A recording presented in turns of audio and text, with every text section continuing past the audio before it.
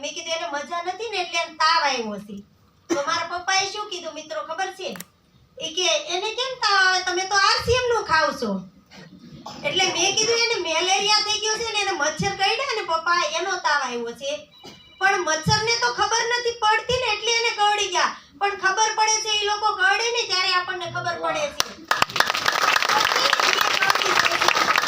તો પીવાનું નથી, ડરવાનું નથી, અને ડર કે આગે જીત હે, અને જીત છે ને એટલે જીતશું તે નક્કી. તો આવી જ રીતના મહિલા સશક્તિકરણ ઉપર છે. હવે હું પ્લાન થોડોક આપીશ.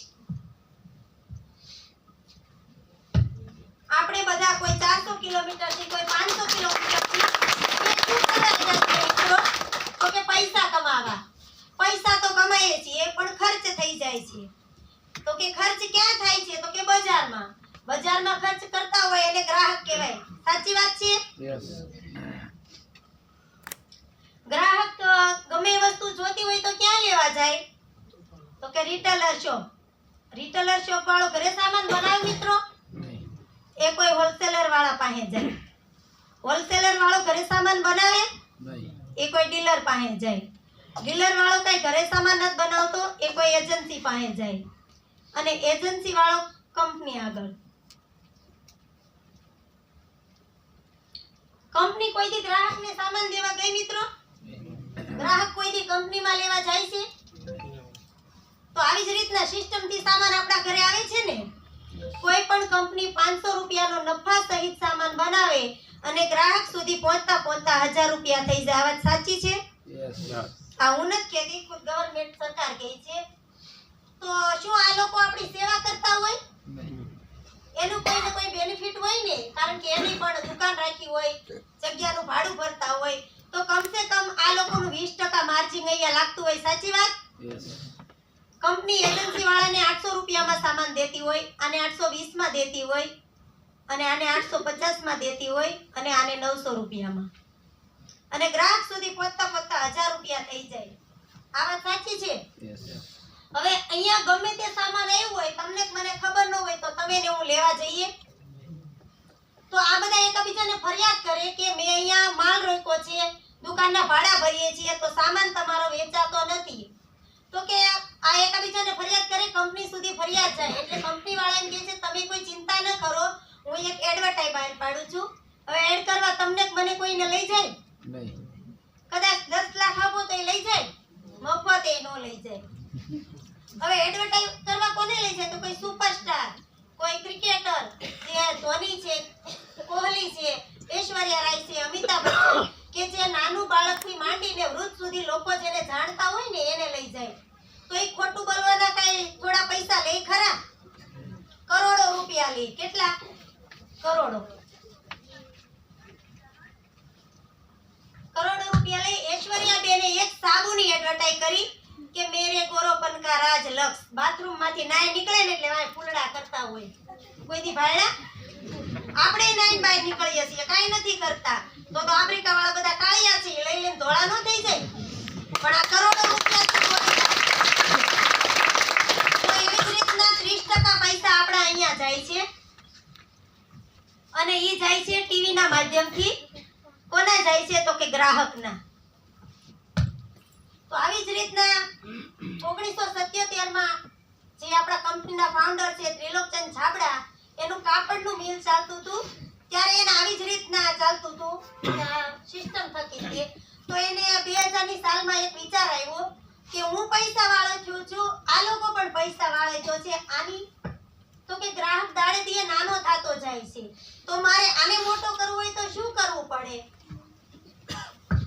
તો કે 2 ડગલા હું આગળ આવું અને 2 ડગલા ગ્રાહક આગળ આવે. અહીંયા ડાયરેક્ટ સેલિંગની દુકાન બનાવી, નામ આપ્યું RCF.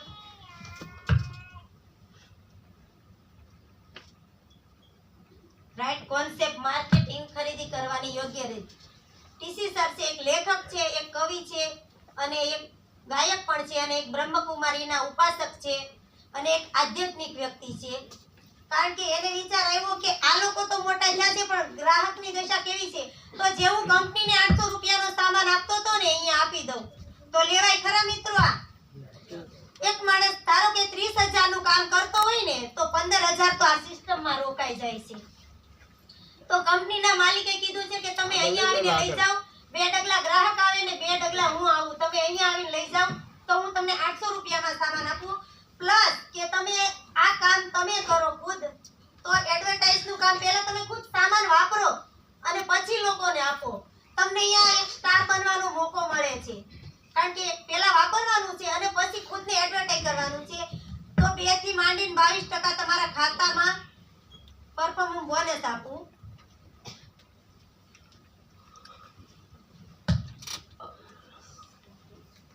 અને પ્લસ તમે ધારો કે એક પેસ્ટ લો, એની એમઆરપી તો અત્યારે 65 રૂપિયા થઈ છે, પણ આપણે આવે છે 45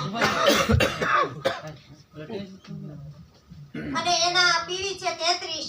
તો એક તમે પેસ્ટ લ્યો ને તો આના પાર્ટનર તમને બનાવે છે. આજ સુધીમાં કોઈએ તમને પાર્ટનર બનાવ્યા છે મિત્રો? તો આ ડીસી સર છે આપણને પાર્ટનર બનાવે છે. અને ત્યાં ભીલવાડા આપણે જઈએ છીએ તો મોટા અક્ષરે શું લખેલું છે? મેં માલિક હું. એ માલિક નથી, આપણે માલિક છીએ. તો એડવર્ટાઇઝ ખુદ આપણે જ કરવાની છે, પહેલા વાપરવાનું છે અને પછી એડવર્ટાઇઝ કરવાની છે. પ્લસ તમારા ઘરમાં જો 10,000 નો સામાન જોતો હોય ને મિત્રો, તો અહીંથી તમારે 8,000 માં આવે. 8,000 માં 12 મહિનાનો હિસાબ કરો ને તો 24,000 થાય. તમે બહારથી કરિયાણાની દુકાનેથી લાવો છો, એકવાર અહીંથી વર્ષ દિવસ લઈને વાપરી જુઓ, 24,000 તમારા વધે અને 24,000 દેહમાં લાવો અને દિવાળીએ 24,000 ખાતામાં હોય તો કેટલી મજા આવે.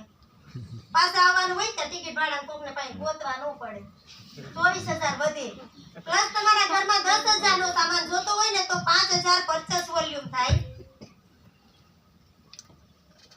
લગાતાર 6 મહિના લ્યો, 7મો મહિનો ઇન્વેસ્ટમાં જાય ને 8મા મહિને તમને 5,000 નો સામાન ફ્રી મળે.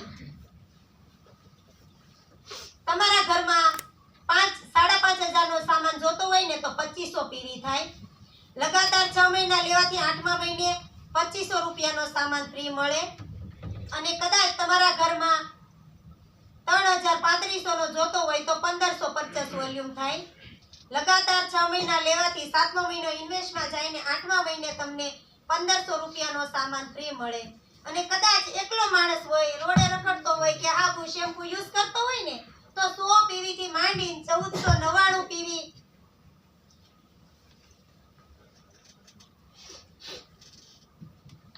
1,499 પીવી સુધીની તો 12% લેખે ફ્રી પ્રોડક્ટ આવે છે. પણ આવે છે ખરું, કારણ કે મારે 3 વખત આવી ગઈ ને એટલે મને અનુભવ છે. તો આવી જ રીતના પ્લાન હતો. કોઈ બોલવામાં ભૂલચૂક થઈ હોય તો માફી ચાહું છું અને આગળ ઇન્વાઇટ કરું છું મારા મેન્ટર, મારા ગુરુ, મારા અપલાઈન એવા ગીતા મામી અંબાણીને વેલકમ.